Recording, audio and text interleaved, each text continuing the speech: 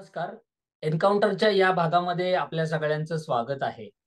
आपल्याला माहिती आहे की महाराष्ट्राच्या विधानसभेच्या निवडणुका सुरू आहेत आणि यामध्ये वारंवार गुजरातला महाराष्ट्रातील काही प्रकल्प गेल्याचा उल्लेख केला जातोय महाविकास आघाडीकडून. तर आपण त्याही पूर्वी गुजरात मॉडेल बद्दल सातत्याने ऐकलेलं होतं. आपण ना हे मॉडेल काय आहे नेमकं हे समजून घेण्याचा आज प्रयत्न करणार आहोत. आज आपल्याशी या संदर्भात बोलण्यासाठी अभ्यासक आणि लेखक सूरज सामंत हे आलेले आहेत. सूरज सामंत हे या सगळ्या विषयावर सातत्याने गेले अनेक वर्ष बोलतायत आणि आपण त्यांच्या अनेक सखोल अभ्यास केलेल्या पोस्ट या सोशल मीडियावर पाहत आहोत.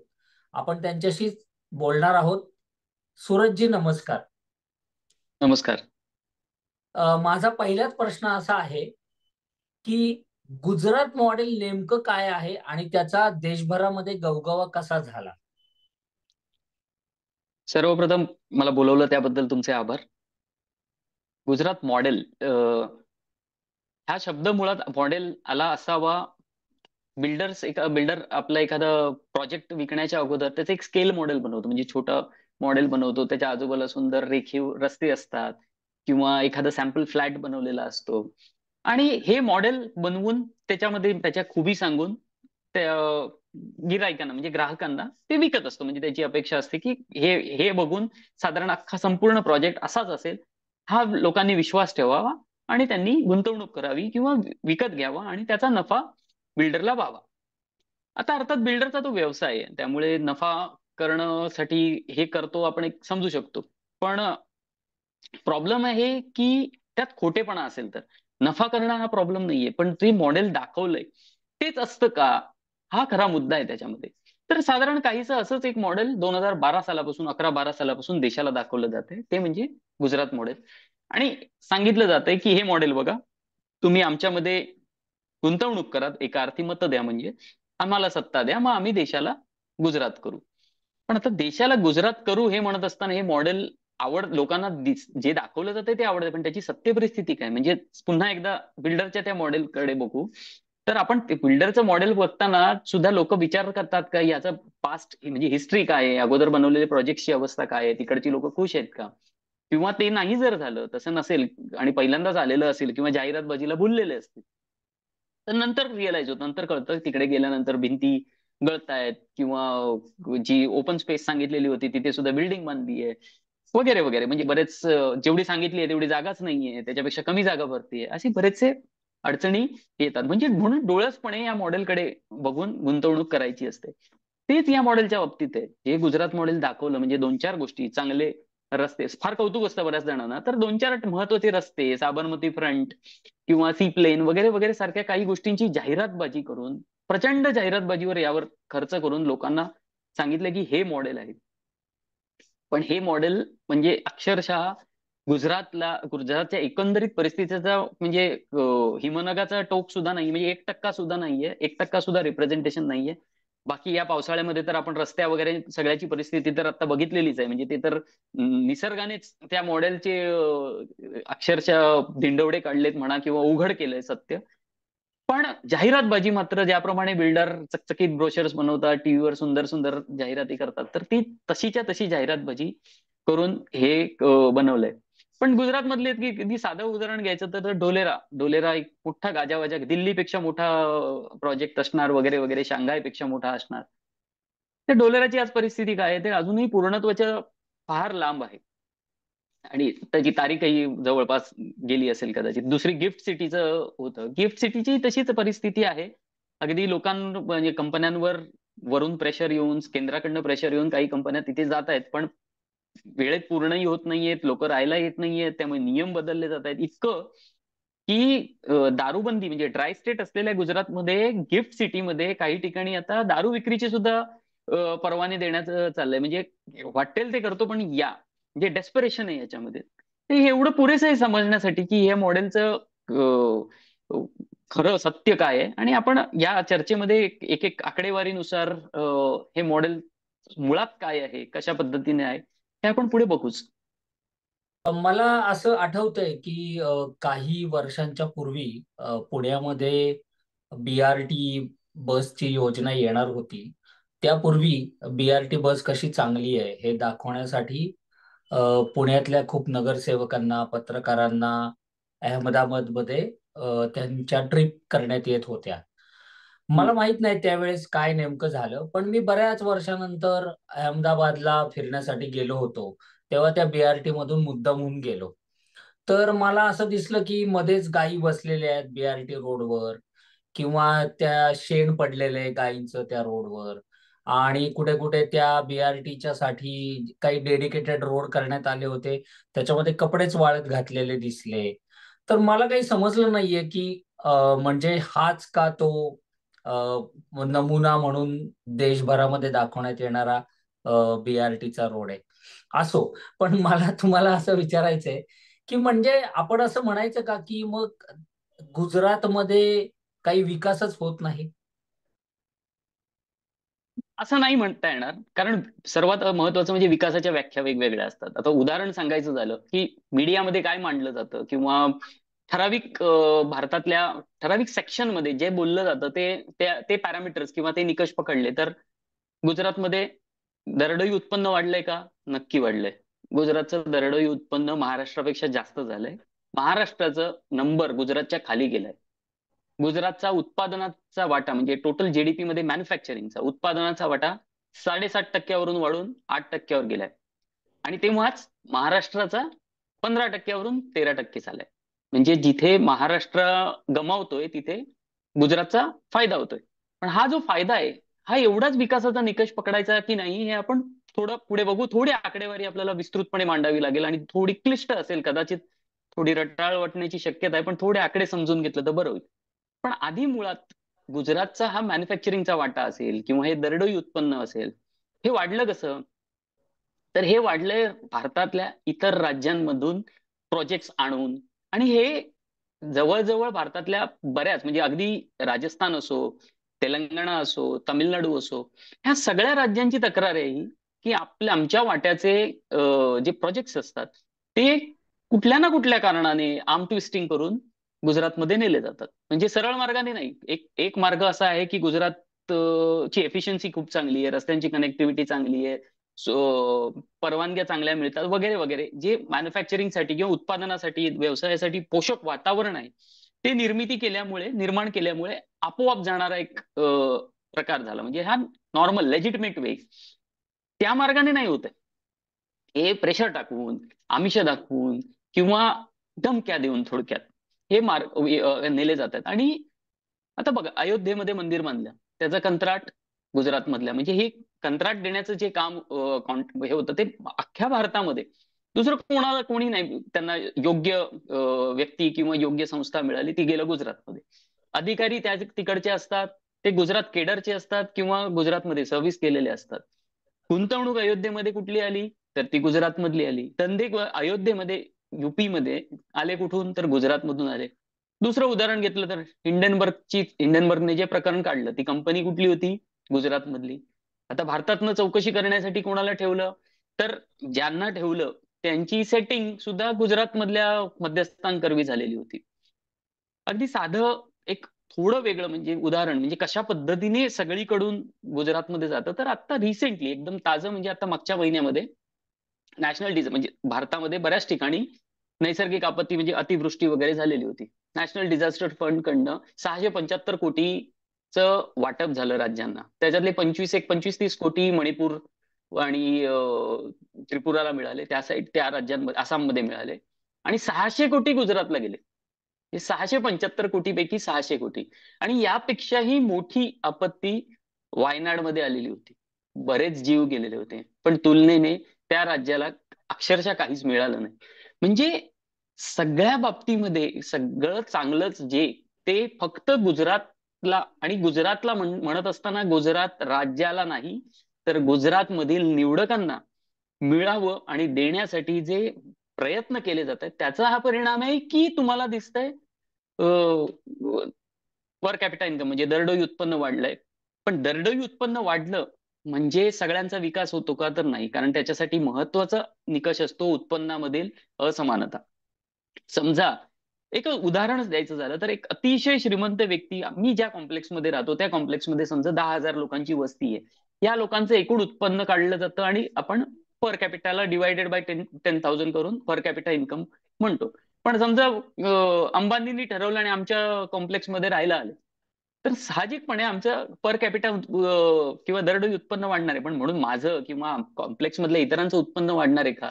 नाही. त्यामुळे ही निवडक लोकांची झालेली प्रगती, आर्थिक प्रगती आहे. आणि आणि इतर राज्यातून पळवून नेलेले उद्योग आहेत, त्याच्यामुळे झालेला हा विकास आहे. पण तो विकास शाश्वत मुळीच नाही, कारण मानवी विकास निर्देशांक, ह्युमन, हे जे याचे जे पॅरामीटर्स आहेत ते, किंवा सरकारी अगदी आकडेवारी जरी बघितली तरी सुद्धा तुम्हाला दिसून येईल की गुजरात फार मागे आहे. याच्यापेक्षा बरीच राज्य, महाराष्ट्र तर निश्चितपणे चांगली प्रगती करत होता गेल्या काही वर्षाचा अपवाद सोडला तर, कारण थोडा थोडा नाही, बराच उतरता ग्राफ आहे.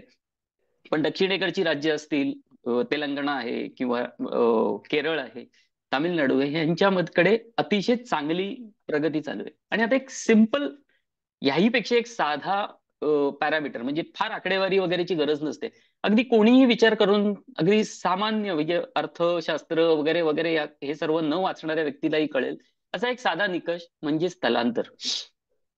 निसर्गाचा नियम आहे. म्हणजे आपल्याकडे स्थलांतर करून पक्षी येतात, किंवा ग्रेट मायग्रेशन म्हणतात, आफ्रिकेमध्ये भरपूर प्राणी एका ठिकाणाहून दुसरीकडे जातात. प्राणी असो, मनुष्य असो, कोणीही, यांचं जे स्थलांतर होतं ते आपल्यापेक्षा अधिक चांगल्या प्रदेशामध्ये, अधिक चांगल्या ठिकाणी, जिथे अधिक चांगल्या संधी आहेत, अशा ठिकाणी स्थलांतर होत असतं. आज भारत सोडून पळून जाणाऱ्यांची सर्वाधिक संख्या गुजरातमधली आहे. आज अमेरिकेमध्ये गैरमार्गाने पळून जाणाऱ्यांमध्ये तिसऱ्या क्रमांकावर भारताचा क्रमांक आहे. तिसऱ्या क्रमांकावर भारत आहे, ते सुद्धा अमेरिकेबरोबर सीमा आपण शेअर करत नसताना, हजारो किलोमीटर दूर असताना. आणि त्यामध्ये गुजरात मधील लोकांची संख्या अर्ध्याहून जास्त आहे.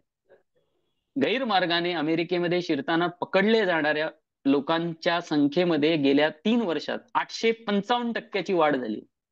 मग हे स्थलांतर का सुरू आहे? सर्व जर इतकं सुंदर, उत्तम चालू आहे, मॉडेल एवढं फ्लरिश होत आहे, तर लोकांची पळापळ का सुरू आहे? हा एक साधा निकष जरी विचार केला तरी सुद्धा सुज्ञ माणसाला किंवा साधा विचार करणाऱ्या माणसाला याचं उत्तर मिळू शकतं की किती प्रगती सुरू आहे. आपल्याला माहिती आहे की नुकताच बुलेट ट्रेनचा एक पूल हा गुजरातमध्ये कोसळला. त्याही पूर्वी मला वाटतं की गेल्या वर्षी एक बातमी आली होती की एक झुलता पूल तिकडे जो नुकताच बांधला होता आणि उद्घाटनाच्या वेळेसच तो कोसळला. कोविडच्या काळामध्ये सुद्धा व्हेंटिलेटरच्या नावाखाली काहीतरी एक डुप्लिकेट मशीन्स बसवण्यात आले होते, अशाही बातम्या आल्या होत्या आणि त्याचं खंडन झाल्याचं काही माझ्या ऐकिवात नाहीये. तर नेमकं हा सगळा जो भाग आहे तो या गुजरात मॉडेलमध्ये कसा बसतो? आधी गुजरात मॉडेलला एक नवीन नाव देता येण्यासारखं आहे. इतकं हा सगळा खोटेपणाचा किंवा फेक मॉडेल आहे. तुम्ही जे पुलाचं सांगितलं तो मोरबी मधला पूल रिपेअर केल्यानंतर तुटला, 100-150 लोक त्यामध्ये मृत्युमुखी पडले. आणि आता अगदी रिसेंटली त्याचा बातमी आलेली की सगळे बाहेर आहेत, म्हणजे कोणीही जे मुख्य त्याच्यातले जे आरोपी होते की ज्यांच्यावर ठपका होता ते सगळे बाहेर आहेत. ह्या मोरबी मधलीच अजून एक प्रकार सांगतो तुम्हाला की या मोरबी जिल्ह्यामध्ये एक खोटं न्यायालय बनवून टाकलेलं. 5 वर्ष चालू होतं. एका जजने अख्खं न्यायालय सेटअप केलेला होता, निवाडे चालू होते, सर्व व्यवस्थित चालू होतं, आणि थोडी थोडकी नाही तर 5 वर्ष चालू होतं. खोटेपणाचं म्हणजे हे फेक गोष्टींचं, हे फेक मॉडेल कसं आहे याची आता, फसवेगिरी, फेक गोष्टी हे सगळीकडे कमी अधिक प्रमाणात सुरू असतात. पण जवळजवळ याला राजमान्यता मिळाल्यासारखी किंवा सर्वांनी ऍक्सेप्ट केल्यासारखी परिस्थिती आहे, इतक्या खोट्या गोष्टी इथे सुरू आहेत. तुम्हाला मी थोडी लिस्ट मधनं तो काही सांगतो की, तर अख्खाच्या अख्खा एक टोल नाका उभा केलेला एका गावामध्ये. अख्खा टोल नाका, जिथून काही महिने काही वर्ष गाड्या जात होत्या आणि टोल दिला जात होता. हा संपूर्ण टोलनाका फेक होता. जवळजवळ 100 एक कोटी, 75 का 100 कोटी त्यामधून गेले. याच फेक मॉडेल मधल्या छोटा उदयपूर जिल्ह्यामध्ये सरकारी कार्यालय खोटी बनवलेली होती, फेक कार्यालय. आणि त्या फेक सरकारी कार्यालयामधून टेंडर्स पास केले, काही कोटींच्या ऑर्डर्स घेतल्या गेल्या. ह्याच फेक मॉडेलमध्ये आयएल्स म्हणजे IELTS, international English language testing system, म्हणजे कॅनडा, ऑस्ट्रेलिया, इंग्लंडला अशा देशांमध्ये जाण्या अगोदर इंग्रजी भाषेची परीक्षा द्यावी लागते. तर गुजरातमधून तुम्हाला माहिती आहे त्याप्रमाणे बऱ्याच जणांची या ना त्या मार्गाने पळापळ सुरू आहे. तर फेक परीक्षा, फेक सेंटर्स, त्याचे फेक, सगळं संपूर्ण फेक, म्हणजे एवढं प्रमाण आलेलं की अक्षरशः इंटरनॅशनल बेइज्जती म्हणतात किंवा आंतरराष्ट्रीय पातळीवर लाज काढली गेली. बरेच सेंटर्स बंद करावे लागले. कॅनडामध्ये वगैरे काही ठिकाणी कॅनडात शिकण्यासाठी वगैरे जात होते आणि तिथून इल्लिगली अमेरिकेत मायग्रेशन करण्याचा प्रयत्न करत होते. तर हे सगळं प्रकार रॅकेट उघडकीला आलं आणि आंतरराष्ट्रीय पातळीवर गुजरातचीच नाही तर देशाची लाच गेली, कारण देशाची विश्वासार्हता कमी होते त्यामुळे. फेक जीएसटीचं तुम्ही ऐकलंच असेल, म्हणजे जीएसटीच्या फेक कंपन्या बनवायच्या आणि त्याचं बिलिंग करायचं. जवळजवळ 5-10 हजार कोटीचे बिलिंग्स आता नुकतेच अहमदाबाद आणि गुजरात मधल्या इतर शहरांमध्ये रॅकेट संपूर्ण उघडकीला आलं. किरण पटेल नावाचा एक गुजराती व्यक्ती, तुम्ही फेक किंवा तोतं या व्यक्ती पीएमओचा ऑफिसर बनून कागदपत्र दाखवून श्रीनगरमध्ये, म्हणजे काश्मीर सारख्या सेन्सिटिव्ह भागामध्ये 5 स्टार हॉटेलमध्ये राहत होता आणि सैन्याचा पाहुणचार घेत होता. आपल्याला साध्या प्रवाशांना काश्मीर किंवा अशा सेन्सिटिव्ह भागामध्ये प्रवास करताना किती प्रश्न पडतात, कुठल्या सिक्युरिटीला सामोरं जावं लागतं, पण हे बिंदास चालू होतं. बाकी तुम्ही फेक दारूचं ऐकलंच असेल, फेक दारू पिऊन लोक मेली, फेक शिक्षक पगार घेतात. उत्तर प्रदेश, बिहार मधले फेक परीक्षेचे पेपर्स असतात, ते गुजरात मधल्या कंपनीमध्ये बनतात. फेक औषधं बनतात, जे तुम्ही उल्लेख केला, अक्षरशः चुन्याच्या गोळ्या, विटॅमिन्सच्या गोळ्या म्हणून बनत होत्या. म्हणजे चुना लावणं हा प्रकार अगदी शब्दशः खरा खरा केलेला आहे. याशिवाय फेक नोटा, 2000च्या फेक नोटा सर्वाधिक सापडल्या गेल्या गुजरातमध्ये. नाही म्हणायला, फेक नसलेली एकच गोष्ट असण्याची शक्यता वाटते, ते म्हणजे गुजरातच्या मुद्रा मुंद्रा पोर्टवर सापडणारं ड्रग्ज. हजारो लाखो कोटींचं ड्रग्ज गुजरातच्या पोर्ट्सवर सापडतं. ते सोडलं तर बहुतेक सर्व व्यवहार हे फेक मॉडेलचे, म्हणजे खोटेपणाचे फेक मॉडेल हे तंतोतंत शब्द फिट होईल असे सर्व व्यवहार तिथे चालतात. त्यामुळे तुम्ही हे जो प्रश्न विचारलात की एकंदरीत या मॉडेलमध्ये काय चालू आहे, तर प्रचंड मोठ्या प्रमाणात खोटेपणा सुरू आहे. तुम्ही आता मुंद्रा पोर्टचा उल्लेख केलाच. माझा पुढचा प्रश्न तोच होता की अदानीशी संबंधित असलेलं हे मुंद्रा पोर्ट आहे आणि तिथे ड्रग्ज सापडल्याची, म्हणजे मोठ्या प्रमाणात ड्रग्जचा साठा सापडल्याची घटना उघडकीस आली होती. त्यानंतर भारतातल्या अनेक उद्योगपतींनी इथल्या बँकांना फसवून परदेशामध्ये पलायन केल्याच्याही खूप घटना आहेत. आणि या सगळ्यांचा येन केन प्रकाराने संबंध हा गुजरातशी येतो. मग हे सुद्धा गुजरात मॉडेल आहे. हे सुद्धा गुजरात मॉडेल आहे की नाही हे खरं तर लोकांनी ठरवायला पाहिजे. कारण आपण कसं आहे, पॉझिटिव्ह म्हणजे जिथे सकारात्मक काही होतं तिथे क्रेडिट देण्याचा प्रयत्न करतो, पण नकारात्मक आलं की हात काढून घेण्याचे, असं नाही चालत ना. जर तुम्ही सेनापती असाल तर जिंकलात तरी तुमचा विजय जर मानत असाल, तर हरलात तर पराजयाचं श्रेय सुद्धा घेतलं गेलं पाहिजे. मग एक एक तर्फे बिझनेस कम्युनिटी म्हणायचं, तर बिझनेस कम्युनिटी किंवा रक्तात धंदा जर म्हणायचं, तर मग ह्या सगळ्याचं श्रेय किंवा ह्या सगळ्याच्या पापाचं पण भागीदार व्हायला पाहिजे. तर तुम्ही सुरुवातीला अदानीचं पोर्टवर ड्रग्ज सापडलं आणि त्या बाबतीत तर सगळीकडे शांतता आहे. कारण तुम्हाला आठवत असेल काही वर्षांपूर्वी सुशांत सिंग राजपूत च्या आत्महत्येच्या केसमध्ये थोडं ड्रग्सचा विषय निघालेला आणि मीडियाने अक्षरशः रात्रंदिवस म्हणजे लावून धरलेला तो मुद्दा.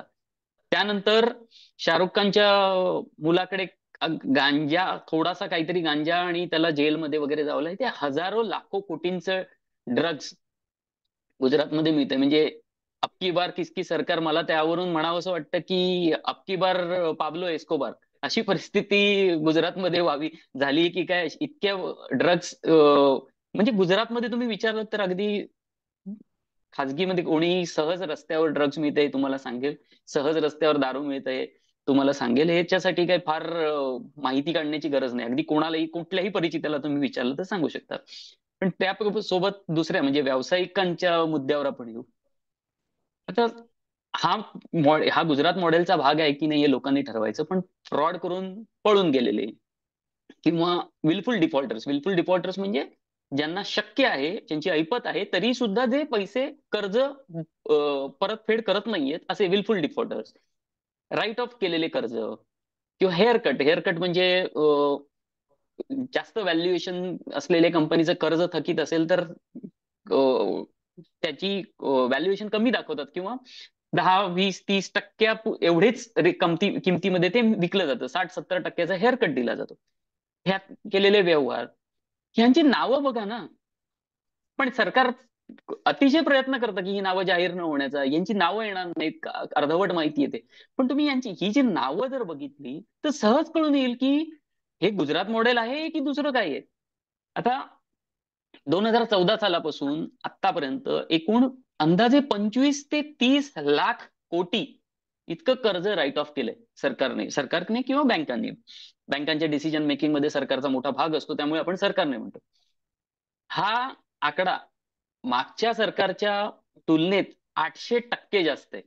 25 ते 30 लाख कोटी ही रक्कम किती हे समजण्यासाठी एक तुलना म्हणून 80 कोटी नागरिकांना जे 5 किलो धान्य पुरवठा सरकार करतं, त्याचा वर्षाचा खर्च अंदाजे 2.25 लाख कोटी.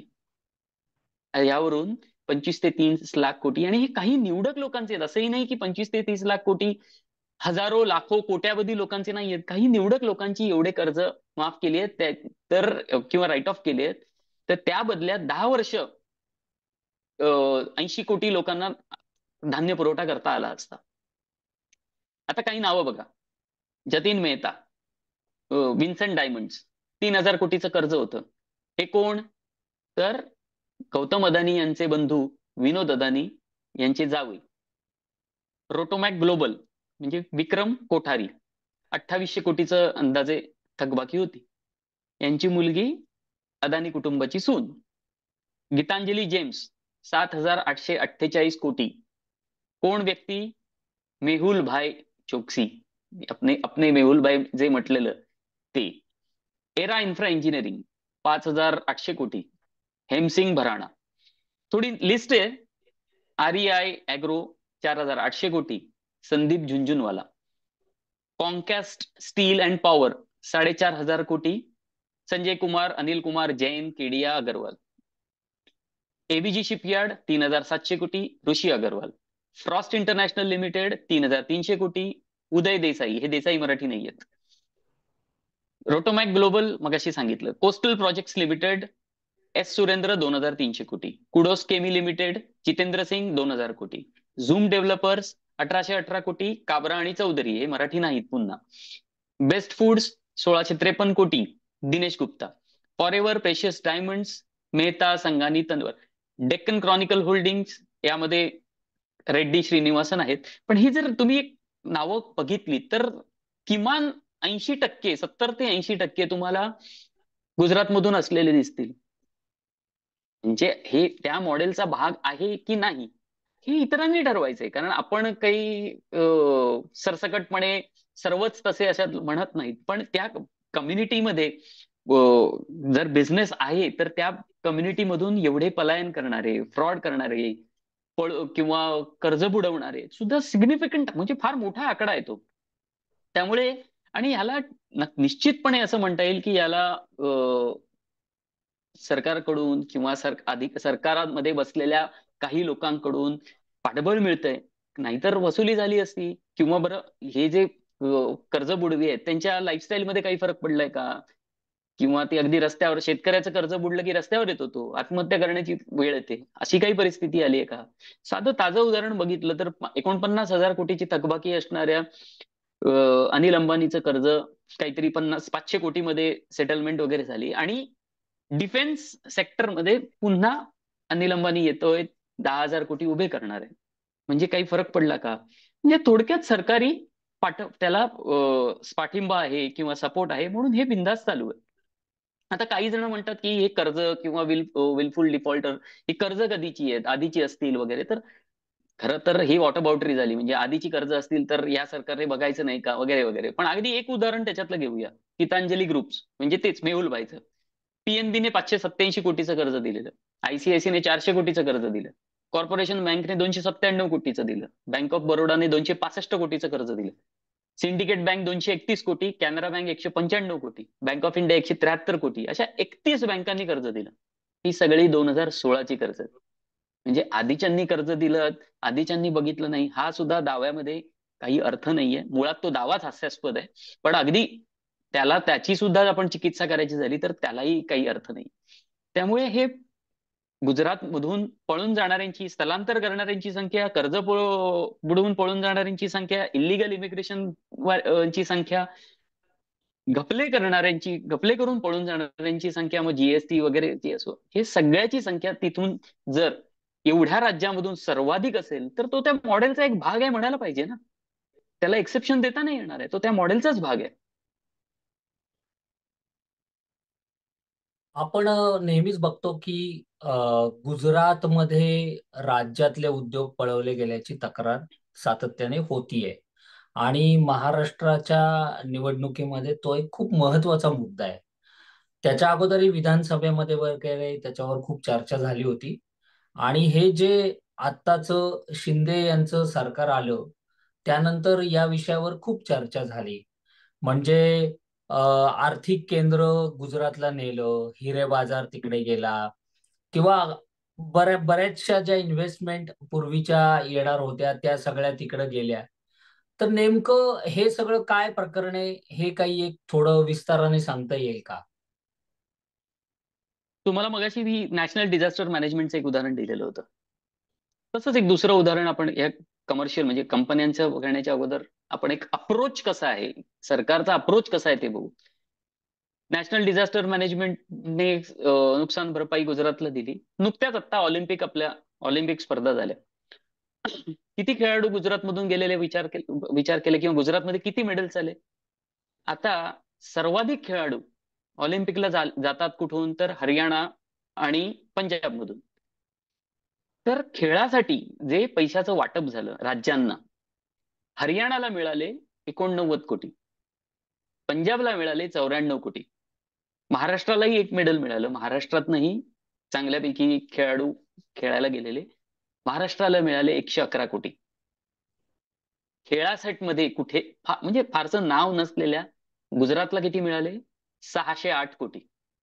म्हणजे लोकसंख्या, खेळाडू, म्हणजे किती मेडल्स आले, कुठलाही निकष तुम्ही धरलात तरी सुद्धा हे 600 कोटी कुठून का गेले याचं काहीही योग्य उत्तर मिळू शकणार नाही. तो फक्त गुजरात म्हणून गुजरातला दिल. आता एक प्रश्न विचारतो तुम्हाला की भारतामध्ये सर्वात लांब सागरी किनारपट्टी असलेलं राज्य कोणतं आहे? तर गुजरात. तर त्या बऱ्याच जणांना हे उत्तर माहिती नसतं. पण गुजरातला भारतातील सर्वात लांब सागरी किनारपट्टी आहे. गुजरात मधली 5 सर्वोत्तम बीचेस किंवा सागरी पर्यटन स्थळांची नावं सांगता येतील का? दीवच्या पुढे कोणाची जाणार नाही, कारण नाहीयेत. आता ती भौगोलिक परिस्थिती असेल किंवा इतर कारणांमुळे असेल, प्रदूषणामुळे सुद्धा असू शकतं, पण नाहीयेत. पण जेव्हा विनाशकारी किंवा लोकांना, स्थानिकांना नको असलेला प्रोजेक्ट असतो, तो मात्र कोकणासारख्या निसर्ग संपन्न अशा समुद्र किनाऱ्यावर आणण्याचा प्रयत्न करतात. पण जर एवढं तुम्हाला प्रोजेक्ट महाराष्ट्राला यावं असं वाटत असेल तर मात्र तेव्हाच महाराष्ट्रातले सर्व प्रोजेक्ट गुजरातमध्ये अक्षरशः ओरबाडून नेले जातात. म्हणजे हिसकावून ओरबाडून नेले जातात. जर विनाशकारी प्रोजेक्ट तुम्ही देऊ शकता, म्हणजे तो जो तिथे होऊ शकला असता, तिकडच्या गुजरात मधल्या सागरी किनाऱ्यावर असाही प्रोजेक्ट जाणं समजू शकतं ना, कारण पर्यटक जास्त नाहीयेत तिथे. इथे पर्यटनासारखा व्यवसाय होऊ शकतो, पण ते नाही जाणार. आपल्याकडनं प्रोजेक्ट तसे येणार नाहीत, पण चांगले प्रोजेक्ट मधनं जाणार. आणि गमतीचा भाग म्हणजे हे जे बारसू किंवा इतर रिफायनरी वगैरेचे प्रोजेक्ट ज्यांच्या जमिनी संपादित केल्या महाराष्ट्रातनं, त्यांची नावं बघितली ना तुम्ही, तर तुम्हाला समजेल की हे सर्व काय आहे.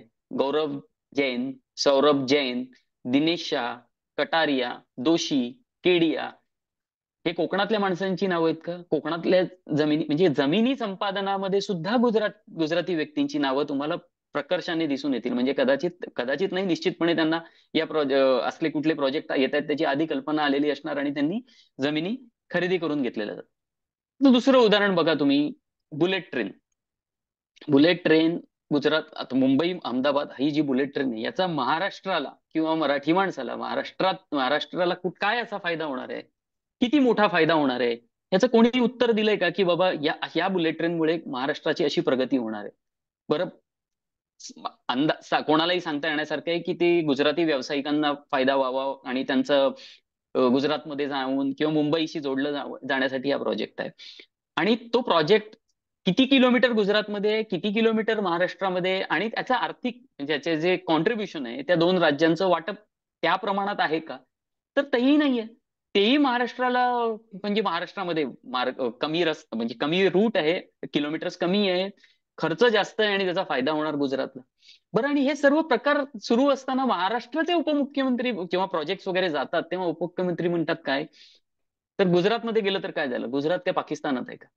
अरे मग महाराष्ट्र पाकिस्तानात आहे का? आणि तुम्ही महाराष्ट्राचे उपमुख्यमंत्री आहात काही गुजरातचे उपमुख्यमंत्री आहात? किती प्रोजेक्ट गेले? चाकण एमआयडीसी मधले आता हे अगदी ताजं ताजं समोर आलेलं 50 एक कंपन्या तिकडून, अनेक एमआयडीसीतनं लहान मोठ्या छोट्या कंपन्या तर तिथे जातात, पण मुंबईतल्या सूतगिरण्या गुजरातमध्ये गेल्या. मोठे मोठे जर म्हणायचं झालं तर लाखो रोजगार निर्माण होऊ शकेल असा प्रोजेक्ट होता IFSC सेंटर, ते गुजरातला गेलं. हजारो कोटींचा टाटा एअरबसचा प्रोजेक्ट होता, तो गुजरातला गेला.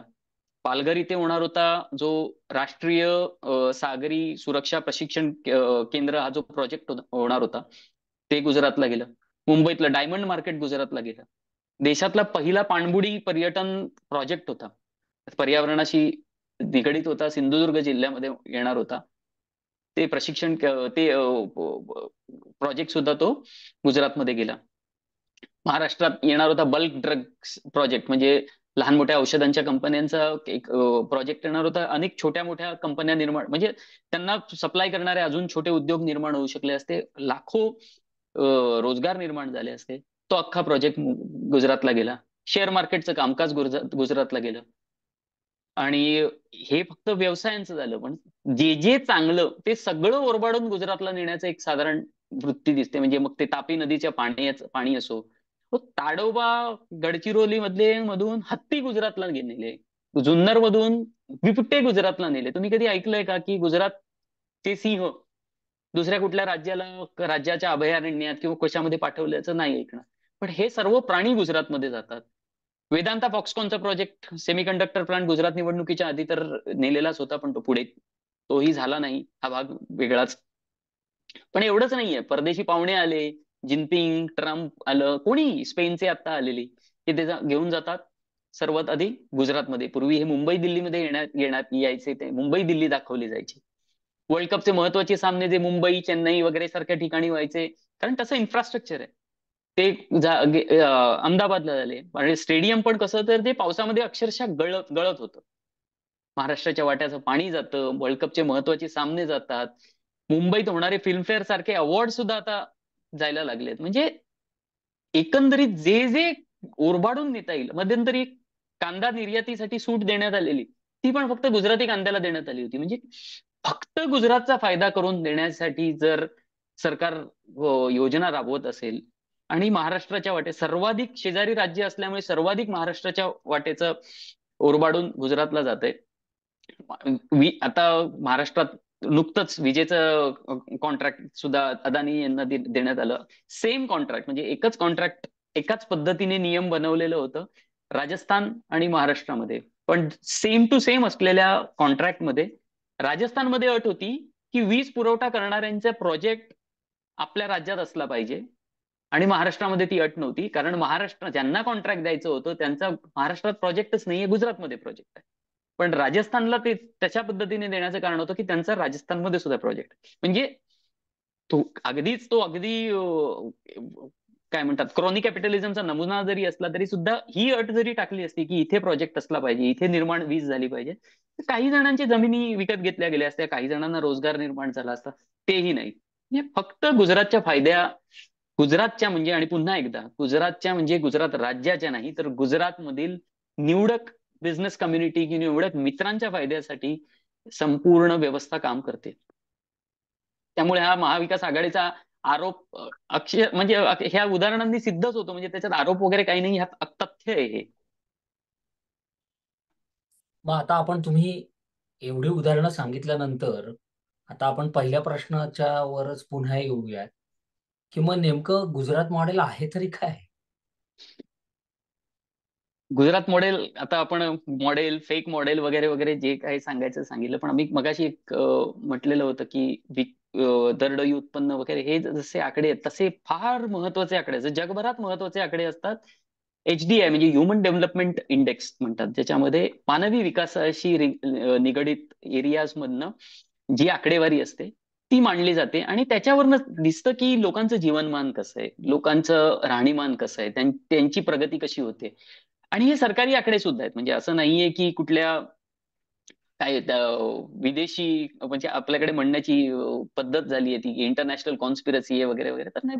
भारत सरकारचे आकड्यातून तुम्हाला दिसून येतं की गुजरातची परिस्थिती काय आहे. मी ही आकडेवारी तुम्हाला सांगतो. तर कुटुंबांच्या मासिक खर्चाचे ग्रामीण भागातले आकडे जर तुम्ही काढले तर केरळ आहे 5,924 रुपये मंथली, हिमाचल प्रदेश 5,561, पंजाब 5,315, तमिळनाडू 5,310, आंध्र प्रदेश 4,870, तेलंगणा 4,802. जवळपास हे दक्षिणेतली राज्य आहेत सगळ्यांची. आणि केरळ टॉपवर आहे. गुजरात मधल्या आणि गुजरात प्रेमींना नावडतं राज्य आहे खरं केरळ, पण जवळजवळ प्रत्येक निकषामध्ये केरळ खूप चांगली काम करताना दिसून येतं, निदान HDI मध्ये. कर्नाटक 4,397, राजस्थान 4,263, महाराष्ट्रही आपली घसरण झालेली आहे 4,010, आणि जे गुजरात मॉडेल आहे तिथे आहे 3,798, आणि त्यानंतर आहे UP 3,191. म्हणजे गुजरातपेक्षा बरीच प्रगत राज्य या देशामध्ये आहेत आणि बरीचशी दक्षिणेला आहेत. इतर बघू आपण आता महत्वाचे काही निकष असतात. शिक्षण, स्त्री शिक्षण, स्त्रियांची साक्षरता गुजरातमध्ये आहे 73.5%. 9वी-10वी शिक्षणाचा गुजरातचा रेट आहे 77%. पण सिनियर सेकंडरी जे शिक्षण आहे त्याच्यामध्ये गुजरात मध्ये 43%, म्हणजे राष्ट्रीय जी सरासरी आहे त्याच्याही पेक्षा खाली आहे, नॅशनल ऍव्हरेज पेक्षा कमी आहे. 10वीच्या पुढे ज्या शिकलेल्या स्त्री आहेत त्यांची संख्या नॅशनल ऍव्हरेज राष्ट्रीय सरासरी 41% आहे, गुजरातचा 34% आहे. मुलींचा शिक्षण सोडण्याचा दर गुजरातमध्ये 22% आहे, म्हणजे 22% मुली शाळा सोडतात. हा देशामधला तळापासून दुसरा क्रमांक आहे. म्हणजे टॉपचं मॉडेल आपण म्हणतो. स्त्रियांचे बालविवाह राष्ट्रीय सरासरी 23.3% आहे, गुजरात 22%, म्हणजे राष्ट्रीय सरासरीला आहे, उत्तम वगैरे नाही. 700 सरकारी शाळांमध्ये फक्त एक शिक्षक, 1 ते 7वी पर्यंत शिकवण्यासाठी एकच शिक्षक, तुटलेल्या शाळांची संख्या 4,033, तुटलेले पडलेले वर्ग 12,000, आणि पत्र्याच्या छपराखाली भरणाऱ्या शाळा 11,400 गुजरातमध्ये आहेत. गुजरात सरकारची आकडेवारी. गुजरातमधील 38% नागरिकांना पोषक आहार मिळत नाही. हे प्रमाण आता केरळ मगाशी सांगितलं तर केरळची तुलना करायची 38% गुजरातमध्ये, केरळमध्ये हे प्रमाण आहे 0.5%. इतकी इतकी तफावत आहे. तमिळनाडूमध्ये हे प्रमाण 2% आहे, आणि महाराष्ट्रात 7%. 37.4% घरामध्ये अजूनही अन्न शिजवण्यासाठी स्वच्छ इंधन नाही, म्हणजे गॅसचा वापर नाही तर लाकडं जळली जातात. 26% घरात सॅनिटेशनची म्हणजे टॉयलेटची व्यवस्था नाही. पुरेसं शिक्षण मिळणाऱ्या संख्येची राष्ट्रीय सरासरी, पुरेसं शिक्षण नाही सॉरी पोषण मिळणाऱ्या मुलांच्या संख्येची, मुलं पुरेसं पोषण मिळते, राष्ट्रीय सरासरी 11.3%, तर गुजरातमध्ये फक्त 6%. लहान मुलातला खुरटेपणा म्हणजे त्याला स्टंटिंग म्हणतात, स्टंटिंगची राष्ट्रीय सरासरी 35.5% आहे, म्हणजे 1/3 मुलं स्टंटेड आहेत. गुजरातमध्ये ते प्रमाण 39% आहे. वेस्टिंग म्हणजे उंची आखूड राहणं मुलं, त्याची राष्ट्रीय सरासरी 19.3% आहे, गुजरातमध्ये 25.1%. लहान मुलांचं वजन कमी असणं म्हणजे कुपोषणामुळे राष्ट्रीय सरासरी 32% आहे, गुजरातचा आकडा 40%. अॅनिमियाग्रस्त लहान मुलं राष्ट्रीय सरासरी 67%, गुजरात 80%. लडाखच्या पाठोपाठ तळापासून दुसरा क्रमांक आहे. बालमृत्यू गुजरातचा 25वा क्रमांक लागतो. 25वा क्रमांक म्हणजे चांगल्या कामगिरीमुळे नाही, वाईट कामगिरीमुळे. गरोदर स्त्रियांचं कुपोषण राष्ट्रीय सरासरी 52% आहे, गुजरात 63%. स्त्रियांमधील रक्तक्षय म्हणजे अॅनिमिया राष्ट्रीय सरासरी 57%, गुजरात 63%. जन्म देताना मातांचा मृत्यू प्रति लाख गुजरात 70, म्हणजे फार अंडर परफॉर्म म्हणजे वाईट परफॉर्म करणाऱ्या राज्यांपैकी एक आहे. 1 लाख लोकसंख्येसाठी 100 पेक्षा कमी हॉस्पिटल बेड्स आहेत. देशाचा ऍव्हरेज सुद्धा 130च्या वर आहे, म्हणजे नॅशनल ऍव्हरेज 130 आहे, त्याच्याही पेक्षा कमी आहे. स्त्री पुरुष समानता गुजरात शेवटून चौथा आहे. मजुरीचे दर देशामध्ये सर्वात कमी गुजरात आणि मध्य प्रदेशमध्ये आहेत. राष्ट्रीय सरासरी शेतमजुरीची 323 आहे, तर गुजरातची 260 आहे. बांधकाम राष्ट्रीय सरासरी 373 आहे, गुजरात 296, आणि हे दोन्ही आकडे केरळमध्ये 700च्या आसपास आहे, 700 रुपयाच्या आसपास आहे. म्हणजे साधारणपणे 4 माणसाचं कुटुंब, त्यात एक पुरुष एक महिला, आणि जर हे असे मजुरी वगैरे करत असेल तर, आणि केरळमध्ये राहत असेल तर गुजरातच्या तिप्पट ते चौपट त्यांचं उत्पन्न असू शकतं, अशी परिस्थिती. म्हणजे हे सगळे मानवी विकासाचे तुम्ही निर्देशांक सांगितले, हे लोकांची परिस्थिती दर्शवतो. तिथे तिथे तुम्हाला दरडोई उत्पन्न वगैरेचे आकडे काही कामाचे नाहीत, कारण 260 रुपये हा तिकडचा जर मजुरी आहे, तर त्यावरून तुम्हाला अंदाज येऊ शकतो की राष्ट्रीय सरासरीपेक्षाही तिथे कमी मजुरी आहे. स्त्रियांची शिक्षण वगैरे ह्या सगळ्या बाबतीमध्ये फार हालाकीची परिस्थिती असं म्हणायला हरकत नाही. म्हणजे उत्पन्नामधील असमानता अतिशय टोकाची आहे. म्हणजे जे निवडक उद्योगपती हे जे आपण म्हटलं ते अतिश्रीमंत आहेत, पण त्याच बरोबरीने गरिबीची परिस्थिती सुद्धा अतिशय वाईट आहे. मग हे मॉडेल नेमकं काय, हा जो प्रश्न, तर मला त्याच्यासाठी एक चांगला मराठी शब्द नाही सुचला, पण मला एक चांगला शब्द वाटतो, तो म्हणजे पॅराडॉक्स. पॅराडॉक्स हा इंग्रजी शब्द मला या मॉडेलसाठी एकदम एकदम परफेक्ट सुटेबल किंवा एकदम परफेक्ट फिट बसतो असं वाटतं. म्हणजे तर पॅराडॉक्स म्हणजे कसं कसं उदाहरण देणार, तर डब्बा ट्रेडिंग हा शब्द ऐकला असेल कदाचित तुम्ही, किंवा नसेल ऐकला तर, एक इंडिपेंडेंट स्वतंत्र स्टॉक मार्केट चालवलं जातं. साधारणपणे 70,000 कोटींचे व्यवहार दररोज होतात. म्हणजे शेअर मार्केट पेक्षा फक्त 30% कमी एवढेच ते व्यवहार असतात. आता हे लिगल आहे का, तर अजिबात नाही. याच्यामध्ये कुठला टॅक्स भरला जात नाही. लाखो कोटींचे वार्षिक व्यवहार होतात. हे सर्वाधिक कुठे चालतात, कुठल्या राज्यात चालतात? बरं, अंगडिया हा प्रकार तुम्ही ऐकला असेल, तर अंगडिया हा प्रकार लिगल आहे. पण कोणत्याही ओळखीच्या व्यावसायिकाला जर विचारलं तर तो सांगेल तुम्हाला की कुठल्या कुठल्या प्रकारच्या डिलिव्हरीज होतात, पैसेचे ट्रान्झॅक्शन्स कसे होतात, ते सगळं लिगल असतं का, हे सर्व समजेल. मग तुम्ही तुलना करून बघा की ही सर्वाधिक कुठल्या राज्यातले. जुगार किंवा बेटिंग जे चालतं, आपल्याकडे भारतामध्ये बेटिंग अजून लिगल नाही. सर्वाधिक बेटिंग कुठे चालतं ह्याची एक चौकशी केली तरी तुम्हाला उत्तर मिळेल की अमुक अमुक ठिकाणी चालतं. सर्वाधिक बँक फ्रॉड्स कुठे होतात आपण बघितलंच. फसवून पळून गेलेले कुठले, जीएसटीचे घोटाळे कुठले, देशातल्या जवळपास सगळ्या घोटाळ्यांचे धागेदोरे कुठे सापडतात, गैरमार्गाने पळून कुठून जातात, हे सगळं दिसलं. नोटबंदी नंतर तर जे पैसे बँकेमध्ये भरती झालेले त्याच्यामध्ये गुजरातचा दुसरा क्रमांक होता. पहिला क्रमांक होता युपीचा, पण युपीची लोकसंख्या तेव्हा होती 21 कोटी आणि गुजरातची 6.5 कोटी होती. म्हणजे जवळपास 1/3 पेक्षा कमी लोकसंख्या असूनही जास्त पैसे भरले गेलेले. आणि हे सगळे गैरव्यवहार होत असताना जे देशाला बहुत हुआ भ्रष्टाचार, हे हा घोषणा कुठून आली, तर या मॉडेलमधून. म्हणून म्हटलं हे पॅराडॉक्स जे म्हणतात की अविश्वसनीय असणारी एक हिपोक्रेसी म्हणा किंवा वेगळेपण असतं. आणि हे तुम्हाला जवळजवळ सगळ्या बाबतीत दिसून येतं. म्हणजे उदाहरणार्थ ड्रग्स सर्वाधिक कुठं मिळतात, विषारी दारूने मृत्यू कुठे होतात, पण ऍट द सेम टाइम सात्विक कोण म्हणतात, किंवा स्त्रियांमधला रक्तक्षय वगैरे तुम्हाला बोललो मी आता, गरोदरपणात मृत्यू, नोकरी धंद्यात स्त्रियांची स्थिती, बलात्कारांचं स्वागत कुठे केलं जातं, किंवा बलात्कारांना संस्कारिक म्हटलं जातं, त्यांना तिकीटं मिळतात, आणि बेटी पढाओ बेटी बचाओची घोषणा सुद्धा तिथूनच येते. पण म्हणजे म्हणून ह्याला पॅराडॉक्सिकल मॉडेल असं म्हणता येईल असं मला वाटतं. म्हणजे गुजरात मॉडेलला सर्वात सुटेबल शब्द मला मला वाटतं ते म्हणजे पॅराडॉक्सिकल मॉडेल आहे, की जिथे घोषणा एक होते आणि सत्य परिस्थिती त्यापेक्षा फार प्रचंड वेगळी. थोडक्यात म्हणजे काहीच लोकांचा फायदा आणि पॅराडॉक्स या दोघांचं एकत्रीकरण केलं तर आपल्याला गुजरात मॉडेल समजायला मदत होईल. तुम्ही आम्हाला हे मॉडेल विस्ताराने समजावून सांगितलं याबद्दल धन्यवाद. धन्यवाद. थँक्यू.